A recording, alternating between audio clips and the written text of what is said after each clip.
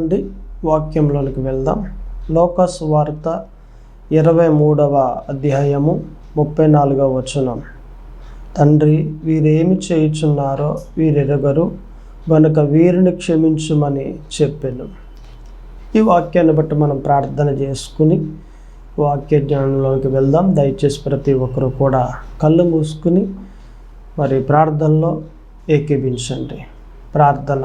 పరిశుద్ధుడా దేవా తండ్రి, ప్రభువా యేసుక్రీస్తు అయా, ఇదిగో ప్రభువా, ప్రార్థన చేస్తూ ఉండగా మీ కృపాక్షేమములు మెండుగా కలగ చేయండి ప్రభువా. మీ కృపతో నింపండి, మీ బలముతో నింపండి అయా. నా తండ్రి, నా ఏలిన వాడా, ప్రార్థన అయితే నేను చేస్తూ ఉన్నాను ప్రభువా. కార్యము మీరు చేసి విన్న ప్రతి ఒక్కరిని దీవించి బలపరచమని యేసుక్రీస్తు పరిశుద్ధ నామమున అడుగుచున్నాను తండ్రి, ఆమేన్. మరలా అదే వాక్యాన్ని మనం చదువుకుందాం. చూడండి, లోకా సువార్త 23వ అధ్యాయము 34వ వచనం. తండ్రి, వీరేమి చేయుచున్నారో వీరు వెరుగరు గనుక వీరిని క్షమించుమని చెప్పాను. నిజానికి ఏవండి, ఈ వాక్యము ఎక్కడ ఎవరి గురించి వ్రాయబడింది, ఎవరు మాట్లాడుతూ ఉన్నారు అని అంటే, ఇక్కడ యేసు ప్రభువారు సిలువలో ఉండగా 7 మాటలు పలికారండి. ఆ 7 మాటల్లో మొదటి మాట ఈ మాట: తండ్రి, వీరేమి చేయుచున్నారో వీరు ఎరుగరు గనుక వీరిని క్షమించుమని చెప్పాను. ఇది మొదటి మాట. నిజానికి ఏవండి, యేసుక్రీస్తు వారు సిలువలో మరణించారు. ఆ మరణాన్ని బట్టి ఏవండి మనందరికీ రక్షణ కలిగింది. కాబట్టే కదా ఈ శుక్రవారాన్ని ఏమంటున్నామట? మంచి శుక్రవారం లేదా శుభ శుక్రవారం అంటా ఉన్నాం. అసలు యేసుక్రీస్తు వారు ఏవండి సిలువలో మరణిస్తే ఏవండి ఆయన ఎన్నో బాధలు పడ్డాడు. మేకులతో కొట్టబడ్డాడు, చంపబడ్డాడు, కొరడాలతో కొట్టబడ్డాడు, ముళ్ళ కిరీటము గుచ్చబడ్డాడు. ఎంత బాధింపబడితే ఈ శుక్రవారం మంచిది ఎలాగయింది అని అనుకుంటారు చాలామంది. నిజమే, ఆయన బాధింపబడ్డాడు అని అంటే మంచి శుక్రవారం కాకూడదు. కానీ ఆయన బాధింపబడ్డాడే, ఆయన మరణం పెట్టాడే, ఆయన శిక్షింపబడ్డాడే, ఆయన రక్తం కార్చాడే, ఖర్చు పెట్టాడే. ఆ సిలువ యాగాన్ని బట్టి మనందరికీ రక్షణ కలిగిందండి. మనందరి పాపాలు తీసివేయబడి నీతిమంతులుగా తీర్చబడి మనము జయించేవారిగా ఉన్నాము అంటే కారణం ఏంటి? యేసుక్రీస్తు వారు మరణించిన మరణమే, ఆయన సిలువ యాగమే మనందరికీ రక్షణ తెచ్చిపెట్టిందండి. కాబట్టి శుక్రవారం మంచి శుక్రవారంగా మనం పిలుస్తూ ఉన్నాం. శుభ శుక్రవారంగా మనం పిలుస్తూ ఉన్నాం. గుడ్ ఫ్రైడే అని మనం పిలుస్తూ ఉన్నాము అంటే కారణం ఏంటి? ఆయన పెట్టిన ప్రాణాన్ని బట్టి. అయితే ఆ సిలువలో 7 మాటలు, 7 మాటల్లో మొదటి మాట ఏ మాట అండి? తండ్రి, వీరేమి చేయుచున్నారో వీరు ఎరుగరు గనుక వీరిని క్షమించమని చెప్పాను. ఇందులో రెండవ మాట కూడా చూద్దాం. చూడండి, లోకా సువార్త 23వ అధ్యాయము 43వ వచనం. నేడు నీవు నాతో కూడా పరదేశులో ఉందువని చెప్పాను. 2 దొంగలు ఏవండి మరి ఎడా కూడా మరి వేయబడ్డారు యేసు ప్రభుతో పాటు. మనందరికీ తెలుసు కదా. 2 దొంగల్లో ఒక దొంగ, నువ్వు నిజంగా దేవుని కుమారుడివి అయితే నిన్ను నీవు రక్షించుకుని మమ్మల్ని కూడా రక్షింపవచ్చు కదా అని అన్నాడు. మరి ఒక దొంగ, అయ్యా దయచేసి నీ రాజ్యంలోకి వెళ్తా ఉన్నావు కదా, నీ రాజ్యంలోకి వెళ్ళినప్పుడు నన్ను కూడా జ్ఞాపకం చేసుకో ప్రభువా అని అన్నాడు. ఆ మాట అనగానే అప్పుడు యేసు ప్రభువారు పలుకుతున్న మాట ఏంటంటే, నేడు నీవు నాతో కూడా పరదేశులో ఉందువని చెప్పాను. ఇది రెండవ మాట. ఇకపోతే మనం మూడవ మాట చూస్తే యోహాను సువార్త 19:26లో కనిపిస్తుంది.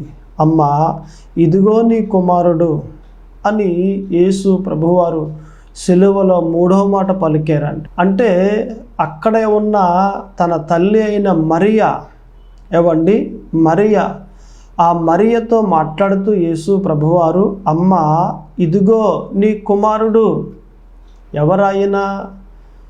యేసు ప్రభువారు ప్రేమించిన వ్యక్తి, యేసు ప్రభు శిష్యుల్లో ఒకడు. ఆయన పేరేంటి? యోహాను. ఆయన 5 గ్రంథాలు రాశాడండి. 1 యోహాను సువార్త, 2 మొదటి యోహాను, 3 రెండవ యోహాను, 4 మూడవ యోహాను, 5 ప్రకటన గ్రంథం. ఈ 5 గ్రంథాలు యోహాను రాశాడు. భక్తుడైన యోహాను రాశాడు. ఈ యోహాను శిష్యులందరూ పారిపోతే ఒక గదిలో దాక్కుని ఉంటే ఈ యోహాను మాత్రం యేసు ప్రభువారిని సిలువేస్తున్న చోటనే ఉన్నాడు. కాబట్టే తాను నిలబడి ఉన్నాడు కాబట్టి ధైర్యంగా ఇప్పుడు తన తల్లి బాధ్యతను తన యోహానుకి అప్పగిస్తూ ఉన్నాడు. మొదటేమో అమ్మ ఇదిగో నీ కుమారుడు అని తన శిష్యుణ్ణి తన తల్లికి కుమారుని చేసాడు యేసు ప్రభువారు. తదుపరి మరి శిష్యుడైన యోహానుకి ఇలా చెప్తా ఉన్నాడు, ఇదిగో నీ తల్లి అని చెప్పాడండి. అంటే యేసు ప్రభు తల్లిని తన శిష్యుడైన యోహానుకి అప్పగించారు. తన బాధ్యతను, నిజానికి ఆ బాధ్యత ఎవరిది? తల్లిని చూడవలసిన బాధ్యత యేసు క్రీస్తు వారిది. తన బాధ్యతను ఎవరికి అప్పగించారట? కూడా ఉన్న తన శిష్యుడైన యోహానికి అప్పగించారండి. ఇది 3వ మాట. అయితే మనకి 4వ మాట కూడా కనిపిస్తుంది చూడండి. మత్తయి సువార్త 27వ అధ్యాయము 46వ వచనం. నా దేవా నా దేవా నన్ను ఎందుకు చెయ్యి విడిచితివి అని ఉందండి. అంటే యేసు ప్రభు చెయ్యి తండ్రి గారు వదిలేశారండి. నేను అంటాను నా అనుభవంలో నుండి, నిజానికి యేసు ప్రభువారు మరి సిలువ యాగములో మరి ఎంతగానో మరణించి రక్తాన్ని ఖర్చు పెట్టి మనందరికీ రక్షణ కలగజేశారు అని మనం అంతా చెప్పుకుంటూ ఉంటాం. కారణం ఏంటి? యేసు ప్రభువారు సిలువ వేయబడ్డారు కాబట్టి ఆయన పేరునే మనం ఏం చేస్తామట? తలంచుకుంటూ ఉంటాం, చెబుతూ ఉంటాం. మీరు గ్రహించాలి, మనము ఎవరు సిలువ వేయబడ్డారు అని అంటే యేసు అని చెప్తాం. పరిశుద్ధాత్మ దేవుడు సిలువ వేయబడ్డాడా? యేసు సిలువ వేయబడ్డాడా? తండ్రి సిలువ వేయబడ్డారా? యేసు అని చెబుతాం. ఇప్పుడు యేసయ్య చెయ్యి పట్టుకుని యేసయ్యతో పాటు ఉంటే యేసు తండ్రి ఇద్దరూ వేయబడ్డారు అని అనకుండా ఆ క్షణాన్న యేసు చెయ్యి తండ్రి గారు వదిలేస్తే యేసు మాత్రమే వేయబడ్డాడు అనే ఘనత తన కుమారుడైన యేసు క్రీస్తు వారికి ఇవ్వాలని యేసు చేతిని తండ్రి విడిచిపెట్టేశారు అని నేను చెప్పగలుగుతా ఉన్నాను. ఇది నా అనుభవంలో నుండి. ఈ మాట ప్రకారంగా మనము చూస్తే ఇక్కడ ఇది 4వ మాటగా కనిపిస్తూ ఉంది. అలాగునే 5వ మాట యోహాను 19:28. అక్కడ మనకు కనిపిస్తున్న మాట ఏంటంటే నేను దప్పిగొనుచున్నాను. మీరు గ్రహించినట్లయితే యేసు క్రీస్తు వారు ఈ 5వ మాటలో ఆయన పలుకుతున్న మాట ఏంటంటే నేను దప్పిగొనుచున్నాను, నాకు దాహం వేస్తూ ఉంది. మరి శరీరధారిగా ఉన్నారు కాబట్టి, పైగా అది ఏ వేళట? మధ్యాహ్నం. ఉదయం 9 గంటలకి సిలువను వేశారు. మధ్యాహ్నం 3 గంటల వరకు సిలువలో ఆయన అలాగున వేలాడుతూ ఉన్నారు. కాబట్టి ఆ వేళ అంటే బాగా ఎక్కువగా ఎండది కాస్తూ ఉంది కాబట్టి ఆ ఎండకి ఆయనకి ఏం వేస్తూ ఉందట? దాహం వేస్తూ ఉందండి. కాబట్టి ఆయన అంటా ఉన్నారు కదా, నేను దప్పిగొనుచున్నాను. ఇది 5వ మాట. అయితే 6వ మాటలోకి వెళ్దాం చూడండి. యోహాను 19:30లో మనకు కనిపిస్తూ ఉంది. ఒకే ఒక పదం సమాప్తమైంది అని అన్నారు. నిజానికి ఆ మాటకు అర్థం ఏంటంటే నేను 3.5 సంవత్సరాలు మరి సువార్తను చెప్పాను, అలాగునే దేవుని యొక్క చిత్తాన్ని నెరవేర్చాను. దేనికోసమైతే పంపబడ్డానో, ఎవరి కోసమైతే వచ్చానో వారందరి కొరకు సిలువలో ప్రాణం పెట్టి వారందరికీ రక్షణా భాగ్యమును కలగజేశాను. ఇక అయిపోయింది, నా జీవితం సమాప్తమైపోయింది, నేను వచ్చిన పని సమాప్తమైపోయింది అని 6వ మాటలో మనం చూస్తూ ఉన్నామండి. ఇది ఎన్నో మాటట? 6వ మాట. 7వ మాటలోనికి మనం వెళ్తే లోకా సువార్త 23వ అధ్యాయము 46వ వచనంలో మనకు కనిపిస్తుంది, తండ్రి నీ చేతికి నా ఆత్మను అప్పగించుకొనుచున్నాను అని అన్నారు. అంటే యేసుక్రీస్తు వారు చనిపోతూ తన ఆత్మను తండ్రి చేతికి అప్పగించారు. బైబిల్లో ఒక మాట ఉంటుంది, ప్రవక్తల ఆత్మలు ప్రవక్తల స్వాధీనమందు ఉన్నాయి అన్న మాట మనం పరిశుద్ధ గ్రంథంలో చూస్తామండి. అంటే ఆ వాక్యాన్ని బట్టి మనం చూస్తే యేసుక్రీస్తు వారు తన ఆత్మను తన స్వాధీనమందు ఉంచుకున్నారు. అంటే కేవలము ప్రవక్తే తన ఆత్మను స్వాధీనమందు ఉంచుకున్నాడు అంటే మరి యేసు దేవుడైన తన ఆత్మ తన స్వాధీనమందు ఉంది కాబట్టే యేసు ప్రభువారు తన ఆత్మను దేవుని చేతికి అప్పగించారు ఆయన. ఇప్పుడు సాధారణంగా మనం చూస్తే ఇప్పుడు పెన్ను ఉందండి, ఈ పెన్ను ఎవరి చేతిలో ఉంది? నా చేతిలో ఉంది. ఎవరికైనా ఒకరికి ఇచ్చాను అనుకోండి, వారి చేతిలోకి వెళ్ళిపోద్ది కదండి. వారి చేతికి ఇవ్వకముందు ఎవరి చేతిలో ఉంది? నా చేతిలో ఉందని, నా స్వాధీనమందు ఉంది. అలాగునే యేసుక్రీస్తు ఆత్మ యేసుక్రీస్తు స్వాధీనమందు ఉంది కాబట్టే తన ఆత్మను తన తండ్రి చేతికి అప్పగించారు. అంతేకాదు ప్రవక్తలు కూడా తన ఆత్మను తన స్వాధీనమందు పెట్టుకున్నారు. దేవుడే ఇచ్చారు ఆ అధికారం. అందుకే కొంతమంది చూడండి, భక్తులు చనిపోతా ఉన్నప్పుడు వారు చనిపోవడానికి ఇష్టపడరు. కొంతమంది, నేను ఉంటానయ్యా, నాకు మరలా ఆరోగ్యం దయచేయండి, నేను మరలా మీ పని ఇంకా పూర్తిగా ఇంకా చేస్తానయ్యా, ఇంకా ఎక్కువగా చేస్తానయ్యా, అలా మాట్లాడుతూ ఉంటారు దేవుని దగ్గర. దేవుడేమో నువ్వు వచ్చే, నీ పని పూర్తి అయిపోయింది అని అంటే ఇంకా కొన్నాళ్ళు ఉంటానయ్యా అని అంటారు. అలాంటప్పుడు ప్రాణం తీసేసుకోవచ్చు కదా, ఆత్మను తీసేసుకోవచ్చు కదా దేవుడు. అలా తీసుకోవడానికి ప్రవక్త యొక్క ఆత్మ తండ్రి చేతిలో లేదు. ప్రవక్త యొక్క ఆత్మ ప్రవక్త స్వాధీనమందు ఉన్నది కాబట్టే కదా దేవుడు తీసుకోవట్లేదు. అప్పుడు దేవుడు ఏం చేస్తారట? ఇంకా రోగాన్ని పెట్టి నలిపేసి మనసు మీద నలగొట్టేస్తే ఆ ప్రవక్తను అప్పుడు అంటాడు కదా, ఇంకీ రోగంలో ఉండలేనయ్యా, దయచేసి మీరే తీసుకోండి, నా ఆత్మని ఇచ్చేస్తున్నాను, తీసుకోండి నా అప్పగించేస్తాడు. అలాగున ఎందరినో మనం చూస్తాం. అందరికి ఎలా జరుగుద్దని నేను చెప్పను, కొందరికి ఇలాగనే జరుగుద్ది. కారణం ఏంటంటే తన ఆత్మ తన స్వాధీనమందు ఉన్నది కాబట్టి. ఇది ఎన్నో మాటట? 7వ మాట మనం చూసాం.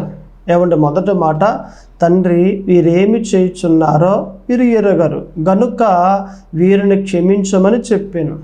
2వ మాట, నేడు నీవు నాతో కూడా పరదేశులో ఉందువని చెప్పాను.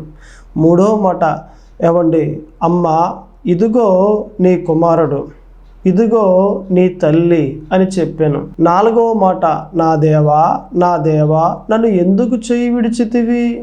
5వ మాట, నేను దప్పికొనుచున్నాను. 6వ మాట, సమాప్తమయ్యింది. 7వ మాట, తండ్రి నీ చేతికి నా ఆత్మను అప్పగించుకొనుచున్నాను. ఎన్ని మాటలు? 7 మాటలండి. అయితే ఈరోజు మనం మాట్లాడుకోబోతున్న అంశం ఏంటంటే యేసుక్రీస్తు వారు సిలువ మరణాన్ని బట్టి మనకు వచ్చిన లాభం ఏంటి అనే దాంట్లో 3 మాటలు ఉన్నాయండి. ఆ 3 మాటలు మనం మాట్లాడుకోవచ్చు. నిజానికి యేసు ప్రభువారు సిలువ వేయబడ్డారు, ఆ సిలువ వేయబడిన ఆ మరణాన్ని బట్టి, ఆ సిలువ యాగాన్ని బట్టి మనకు కలిగిన లాభాలేంటి అని మనం చూస్తే, అందులో మొదటి మాట ఏంటి అంటే పాపము నుండి విడిపించబడ్డాము. ఆ వాక్యం మనకి ఎక్కడ కనిపిస్తుంది అంటే పౌలు గారు రాసిన పత్రిక ఎఫెసీ 1:7 మనకు కనిపిస్తుంది. ఏమనుంది అక్కడ అంటే, ఆయన రక్తము వలన మనకు విమోచనమును, అనగా మన అపరాధములకు క్షమాపణ మనకు కలిగి ఉన్నది. అంటే ఏమండి, ఆయన రక్తము వలన మనకేం కలిగింది? విమోచన, అంటే విడుదల కలిగింది. అనగా మన అపరాధములకు క్షమాపణ మనకు కలిగి ఉన్నది. అంటే మన పాపమునకు ఏమొచ్చేసిందట? విడుదల వచ్చేసింది. మన జీవితానికి ఏమొచ్చేసింది?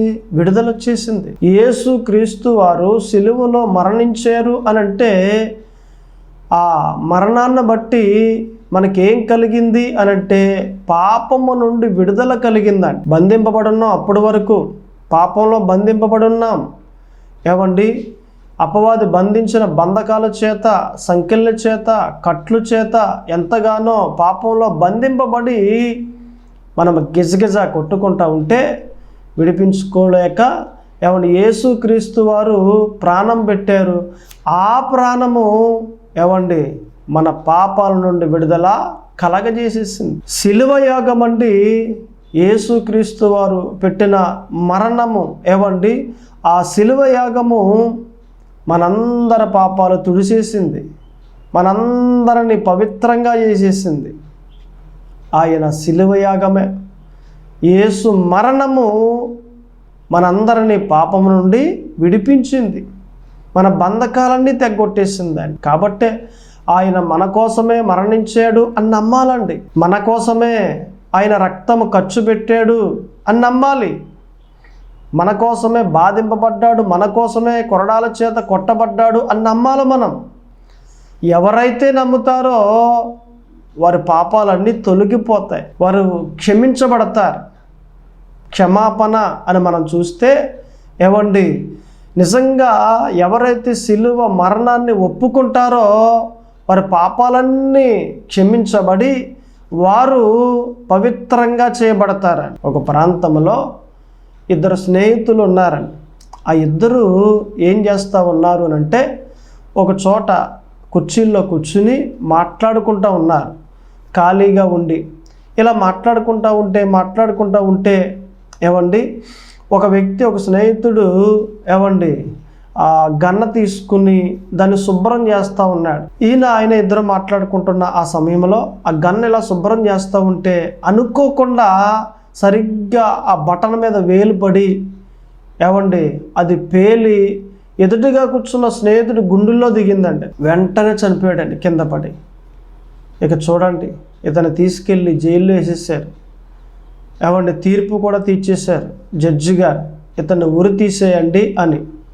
ఆ టైంలో తన స్నేహితులు వెళ్ళి ప్రధానమంత్రి గారి దగ్గరికి వెళ్ళి, అయ్యా మా వాడికి క్షమాభిక్ష పెట్టండి, వాడికి కావాలని చేయలేదండి, ఏదో యాక్సిడెంట్లుగా జరిగింది. నిజానికి ఇద్దరు కూడా ప్రాణ స్నేహితులు, అతడి కోసం ప్రాణం ఇస్తాడు కానీ ప్రాణం తీసే మనసు మా స్నేహితునికి లేదండి, చాలా మంచోడు, దయచేసి మీరు అర్థం చేసుకుని మరి ప్రాణభిక్ష పెట్టండి అని అంటే ఆయన అరే అలా జరిగిందా, అనుకోకుండా జరిగిందా, సర్లే అనేసి ఆయన ఏం చేశారంటే ఒక లెటర్ రాసి ఇది మీరు పట్టుకెళ్ళి జడ్జి గారికి ఇవ్వండి అని చెప్పాడు. వెంటనే ఆ స్నేహితులు ఆ లెటర్ తీసుకుని పట్టుకొచ్చి జడ్జి గారికి ఇచ్చారు. నిజానికి ఇక రేపే రేపు ఉదయం 4 గంటలకి తెల్లవారుజామున ఉరి తీసేస్తారు. ఈలోగా ఈ లెటర్ పట్టుకొచ్చి జడ్జి గారికి ఇవ్వగానే చూసి, అరే మీరు లేటుగా తీసుకొస్తే చనిపోయి ఉండేవాడు, సమయానికి తీసుకొచ్చారు, ఓకే రైట్, నేనే డైరెక్ట్గా ఆయన దగ్గరికి వెళ్ళి మీ స్నేహితుని దగ్గరికి వెళ్ళి సంతకం పెట్టించుకొస్తాను, మీరు అన్నట్లుగానే అతను ఉరి తీయకుండా ఆఫ్ చేస్తాను నేను అనేసి జడ్జి గారు ఆ లెటర్ పట్టుకుని జైల్లో ఉన్న ఆ ఖైదీ దగ్గరికంటే ఆ స్నేహితుని దగ్గరికి వెళ్ళాడు. అలా వెళ్ళగానే అంత దూరంలో ఉండగా ఆ స్నేహితుడు అంటాడు కదా, ఎవరయ్యా నువ్వు నా దగ్గరికి వస్తున్నావు, రేపే నన్ను ఉరి తీసేస్తారు, వెళ్ళు, నీతో మాట్లాడే మనసు నాకు లేదు అని అన్నాడు. అలా కాదయ్యా అని అంటే, వెళ్ళు, నీతో మాట్లాడే మనసు నాకు లేదు, వెళ్ళిపో అని గట్టిగా గద్దించి ఏమండి పంపించేసాడు. అంటే రేపేక నన్ను ఉరి తీసేస్తారు కదా అన్న బాధలో ఉండి అతన్ని గట్టిగా గద్దించి ఏమండి పంపించేశాడు. వెళ్ళిపోయాడు జడ్జి గారు ఆయన. తర్వాత ఏమండి స్నేహితులు తన దగ్గరికి వచ్చారు. ఒరే జడ్జి గారు వచ్చారా, సంతకం పెట్టావా, నీకోసం మేము ప్రధానమంత్రి గారి దగ్గరికి వెళ్ళావరా, క్షమాభిక్ష కాగితం తీసుకొచ్చావరా అని అంటే, జడ్జి గారా నా దగ్గరికి ఏమి రాలేదే, ఏ కాగితం పట్టుకు రాలేదే, ఏ సంతకం నేను పెట్టలేదే అని అంటే, అదేంట్రా మేము కాగితం పట్టుకొచ్చి జడ్జి గారికి ఇచ్చాం, ఆయన నీ దగ్గరికి వస్తానన్నాడు సంతకం పెట్టించుకోవడానికి, ఆయన వచ్చాడు అనుకుంటున్నాం మేము, ఆయన అబద్ధం ఆడ్డ కదా అని అంటే, ఒరే రావటం అయితే ఒక వ్యక్తి వచ్చాడు, కాగితం పట్టుకుని పెన్న పట్టుకుని నా దగ్గరికి రాకుండానే నేను కోప్పడి ఎలాగా చనిపోతున్నాను కదా నా బాధలో ఉండి అతన్ని వెళ్ళగొట్టేసాను, ఎవరో అనుకున్నాను నేను, జడ్జి గారు అనుకోలేదు అని అంటే, ఎంత పని చేసేవరా, అది క్షమాభిక్ష కాగితం, అది ఒక్క సంతకం పెడితే అందులో నిన్ను ఉరి తీయకుండా ఆఫ్ చేసి ఉండేవర్రా అని అంటే, ఎంత పని అయిపోయిందిరా, అరే నా జీవితాన్ని నేనే పోగొట్టుకున్నాను అని ఎంతగానో బాధపడ్డాడు. అన్నట్లుగానే ఏమండి ఇక తెల్లవారితే ఏమండి 4 అయ్యే సమయానికి ఉరి తీసేయాలి. ముందుగా స్నానం చేయించారు. స్నానం చేయించిన తర్వాత ఒక మాట అన్నారు, ఈ ఆఖరి కోరిక ఏమన్నా ఉందా అని అడిగారు. ఉందయ్యా, రేపు పేపర్లో నా ఫోటో వేయండి, దాని క్రింద భాగంలో నేను చెప్పిన మ్యాటర్ రాయండి అని చెప్పాడు. ఏం చెప్తున్నావు, ఏం రాయాలి అని అంటే, ఓ పని చేయండి, నిజానికి నా స్నేహితుణ్ణి చంపినందుకు నా ప్రాణం పోవట్లేదు, నేను ఎందుకు చనిపోతా ఉన్నాను అంటే, జడ్జి గారు తీసుకొచ్చిన క్షమాభిక్ష కాగితము త్రోసేసినందుకు నా ప్రాణాలు నేను పోగొట్టుకుంటా ఉన్నాను, ఇదే ఇలాగే రాయండి అని అన్నాడు. నేను అంటాను, నిజమే కదా, ఇందులో ఎంత వాస్తవం ఉందో చూడండి. ఉరి తీయకుండా క్షమాభిక్ష కాగితం వచ్చింది, కానీ దాన్ని త్రోసేసాడు. స్నేహితుని చంపినప్పటికీ ఏమండి బ్రతకడానికి అవకాశం కల్పించాడు ప్రధానమంత్రి గారు. అయితే ఆ అవకాశాన్ని ఏం చేశాడట, త్రోసేసాడు, కాళ్ళతో తన్నేసుకున్నాడు. ఈ దినాన్ని కూడా అంతే కదా, మన పాపాలన్నీ ఏమండి మూట కట్టుకుని అగ్నిగుండానికి పోవడానికి ఏమండి ఆ దారిలో మనం జీవిస్తూ ఉంటే, యేసు క్రీస్తు వారు భూలోకానికి వచ్చి ప్రాణం పెట్టి సిలువలో ఎంతగానో రక్తం ఖర్చు పెట్టి ఏమండి మనందరికీ క్షమాభిక్ష అనే ఆ కాగితాన్ని తీసుకొస్తే, ఒక సంతకం అంటే యేసు ప్రభువు వారు నా గురించే ప్రాణం పెట్టాడు అని నమ్మితే ఒక సంతకం, నమ్మికే సంతకం. యేసు నా కోసమే ప్రాణం పెట్టాడు, నా పాపాలు యేసు ప్రాణం వల్ల తుడిచివేయబడ్డాయి, నా పాపాలు చెరపబడ్డాయి.